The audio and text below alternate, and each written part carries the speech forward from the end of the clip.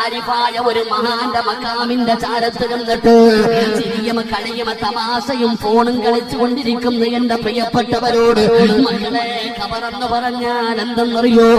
മഹാനായ സയ്യിദുനാ ഉസ്മാൻ ഇബ്നു അഫ്ഫാൻ റളിയല്ലാഹു തആല അൻഹു ജീവിതത്തിൽ ഏറ്റവും കൂടുതൽ കരഞ്ഞത് മരണം പറഞ്ഞപ്പോഴല്ല, നരകം പറഞ്ഞപ്പോഴല്ല, മസ്അല പറഞ്ഞപ്പോഴല്ല, സിറാത്ത് പറഞ്ഞപ്പോഴല്ല, അല്ലാഹുവിന്റെ കഠിനമായ ശിക്ഷകളെ കുറിച്ച് പറഞ്ഞപ്പോഴല്ല.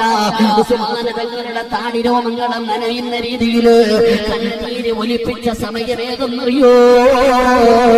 ഖബർ കണ്ട കരയുകയാ, ഖബർ കണ്ട കരയുകയാ. സഹാബത്ത് ചോദിച്ചു, ഉസ്മാൻ തങ്ങളെ എന്തിനാ ഖബർ കാണുമ്പോ ഇതുപോലെ കരയുന്നത്?